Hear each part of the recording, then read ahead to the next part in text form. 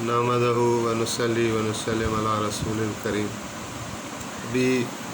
میری جو مختصر اسپیچ تھی 3 پارٹس میں جناب نبی کریم صلی اللہ علیہ وآلہ وسلم کی لائف آف دی پرافٹ میں اللہ peace and blessings be upon ہم، اس کو آج ہم کنکلیوڈ کر رہے ہیں۔ کچھ عام باتیں اس میں رہ گئی تھیں، تھوڑی کریکشن بھی ہے، کیونکہ میں اس کو آؤٹ آف میموری بتاتا ہوں تو تھوڑا غلطی کا امکان رہتا ہے۔ اور تو ایک مرتبہ تقریر کے دوران میں نے کہا تھا کہ جناب نبی کریم صلی اللہ علیہ وآلہ وسلم نے جب حج کا ارادہ فرمایا تو تمام قبائل کو میسج کیا کہ جو بھی میرے ساتھ حج کرنا چاہتا ہے وہ آ جائے۔ یہاں تک تو ٹھیک تھا۔ آگے میں نے کہا تھا کہ آپ نے پھر فرمایا کہ میں نہیں سمجھتا کہ اگلے سال میں آپ لوگوں کے درمیان ہوں گا۔ یہ آپ نے فرمایا تھا ضرور، لیکن یہ آپ نے حج کے موقع پر بھی فرمایا تھا، تیاری کے وقت نہیں فرمایا تھا۔ تو ایک یہ کریکشن ہے، اور ایک آدھ ضروری واقعات تھے جو رہ گئے تھے، تو میں نے کہا اس کو بھی ہم شامل کر دیں۔ یہ 5-10 منٹ جتنی بھی بنتی ہے تقریر، تو یہ مختصر اختصار کے ساتھ ہے۔ پھر میں نے پہلے بھی عرض کیا ہے کہ اللہ تعالیٰ نے چاہا تو ارادہ بھی ہے کہ اس کو تفصیل کے ساتھ بیان کریں گے۔ سب سے پہلے تو مکۃ المکرمہ کے بھی حالات دیکھنے چاہیے، جب کہ نبی علیہ السلام کو اللہ تعالیٰ نے مبعوث فرمایا اور آپ 40 سال ان لوگوں میں رہے اور امن امان کے ساتھ رہے، اور 40 سالوں میں آپ نے بڑی عزت کمائی، اور آپ کی ایمانداری، دیانتداری کی، سچائی کی وجہ سے آپ کو وہ لوگ صادق اور امین کے لقبوں سے پکارتے تھے۔ لیکن 40 سال کے بعد جب نبوت کا تاج آپ کے مبارک سر پر رکھا گیا تو یہ لوگ ابھی آپ کے دشمن بن گئے، جب کہ آپ نے ان کو اللہ تعالیٰ کی وحدانیت کی طرف بلایا، کیونکہ یہ لوگ بت پرست تھے، سال سے بت پرستی کرتے تھے۔ خانہ کعبہ کو 360 بتوں سے بت رکھے ہوئے تھے، 360، اور پورے عالم سے دوسرے قبائل کے لوگ آ کر ان بتوں کی زیارت کرتے تھے اور حج کرتے تھے، جو بھی ان کا اپنا حج تھا۔ تو جب نبی علیہ السلام نے ان بتوں کے خلاف ایک آواز اٹھائی کہ اللہ ایک ہے اور ان بتوں کی نہ پرستش کی جائے، یہ تو خالی پتھر کے بنے ہوئے ہیں، تو آپ صلی اللہ علیہ وآلہ وسلم کی انہوں نے مخالفت کی، کیونکہ جو چیز سماج میں، معاشرے میں جڑیں پکڑ لے تو پھر اس کے خلاف جو بھی آواز آتی ہے اس کو پسند نہیں کیا جاتا۔ یہ عمومی انسانیت کی فطرت ہے۔ حالانکہ ان کو دیکھنا چاہیے تھا، اور بعض نے دیکھا، سارے تو ایسے نہیں تھے کہ جنہوں نے اسلام قبول نہیں کیا، بلکہ اسلام تو چھا گیا، لیکن چند بدبخت تھے جنہوں نے نبی علیہ السلام کو نہیں مانا اور قرآن کے اس عظیم الشان پیغام کو ٹھکرا دیا اور ازلی بدقسمتی یا بدبختی میں چلے گئے۔ تو ایک یہ بات، اور ایک یہ بات کہ جب نبی علیہ السلام مکۃ المکرمہ میں ایک فاتح عظیم کی حیثیت سے داخل ہوئے، تو وہاں آپ نے خانہ کعبہ کو بتوں سے صاف کیا اور بتوں کو ریزہ ریزہ کر کے خانہ کعبہ سے نکالا گیا۔ یہ 8 ہجری کا واقعہ ہے۔ تو 9 ہجری میں اس واقعے کے بعد لوگ جوک در جوک، دستوں کی شکل میں، قبیلوں کی شکل میں، مختلف اطراف سے، مختلف گاؤں سے دھڑا دھڑ آتے گئے اور نبی کریم صلی اللہ علیہ وآلہ وسلم کے مبارک ہاتھ پر بیعت کر کے اسلام میں داخل ہوتے گئے۔ اس سال کو عام الوفود کہا جاتا ہے، یعنی وفدوں کا سال، اور یہ 9 ہجری کا ہے۔ اس کی اہم وجہ یہ تھی کہ جب نبی علیہ السلام نے خانہ کعبہ کو فتح کر لیا تو آپ کی ولادت سے 1 سال پہلے کا واقعہ ہے، اس سال کو عام الفیل کہا جاتا ہے، یعنی ہاتھیوں والا سال، جبکہ آپ کی ابھی پیدائش نہیں ہوئی تھی، 1 سال کے بعد آپ کی پیدائش ہوئی۔ تو ایک بادشاہ تھا ابرہ، مشہور واقعہ ہے، تو اس نے چاہا کہ میں خانہ کعبہ کو نیست و نابود کر دوں، حملہ کر دوں، مسمار کر دوں اور اس زمین سے اس کا نقشہ ہٹا دوں، لیکن دیکھنے والوں نے دیکھا کہ جب وہ خانہ کعبہ کے قریب آیا تو اللہ تعالیٰ نے ابابیل، چھوٹا سا پرندہ، اس کے ذریعے سے اس پورے لشکر والوں کو، اس کے ہاتھیوں کو بالکل تباہ کر ڈالا، اور یعنی جس پر صورت پوری فیل ہے، الم تر کیف فعل ربک باصحاب الفیل، تو اس میں عبرت ہے۔ اچھا، ان لوگوں نے یہ دیکھ لیا، ابھی جب اطراف میں یہ ان کو خبر تھی کہ ایک نبی مکرم صلی اللہ علیہ وآلہ وسلم مکۃ المکرمہ میں ظاہر ہوئے ہیں،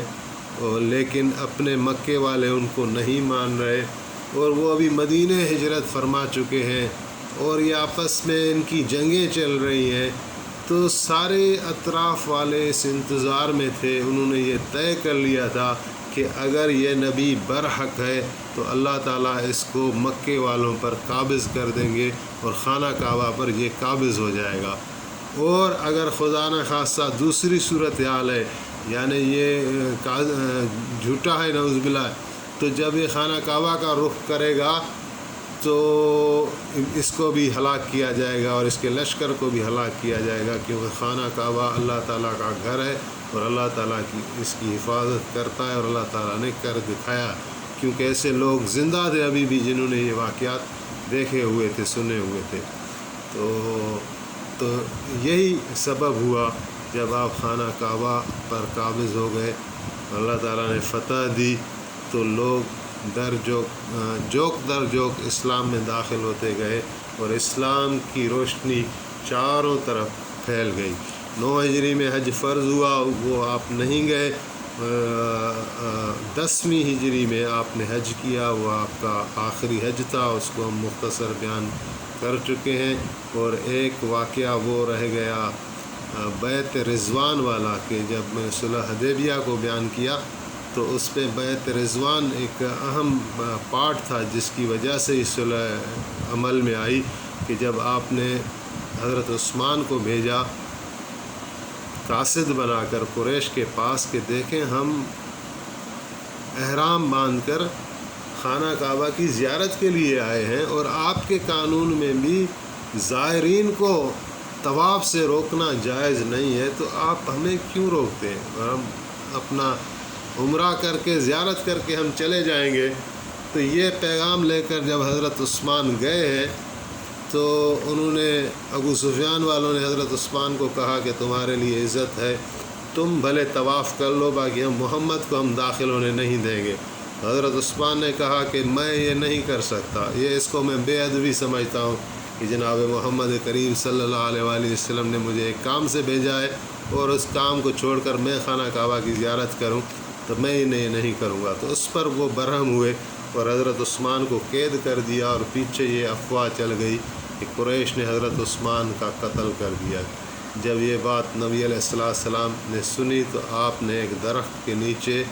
ان سے بیعت لی، اپنے صحابہ کرام سے، کہ اگر عثمان کا انہوں نے قتل کیا ہے تو ہم اس کا بدلہ لیں گے۔ وہ بیعت ایک درخت کے نیچے لی گئی، اور اس کا جو ہے ذکر اللہ تعالیٰ نے قرآن کریم میں بھی کیا ہے،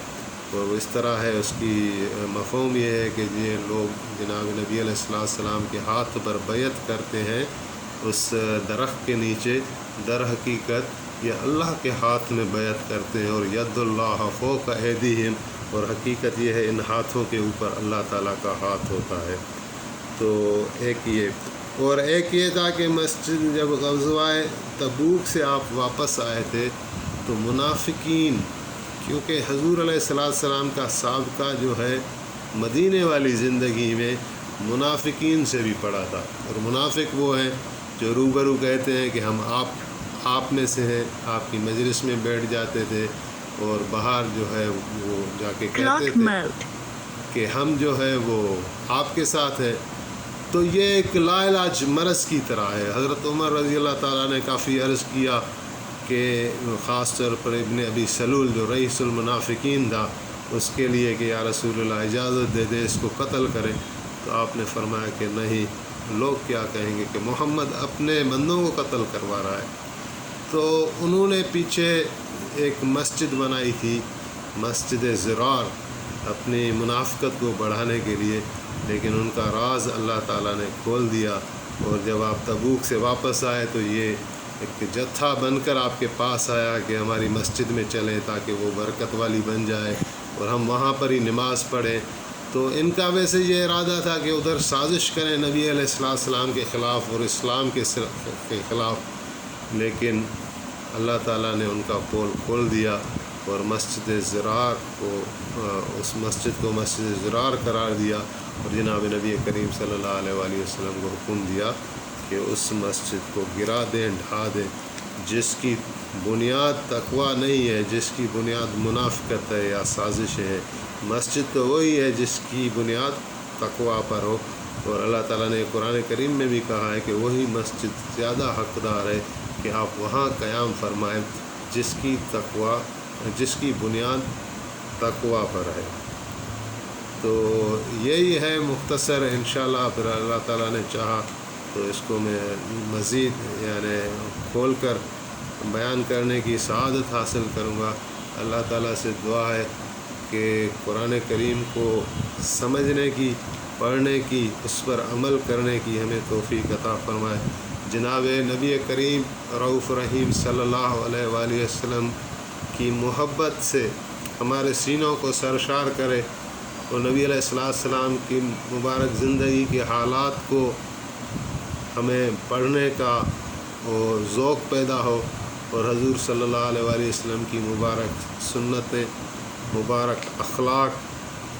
کو اپنانے کی ہمیں جو ہے وہ اللہ تعالیٰ شوق دے، امنگ دے،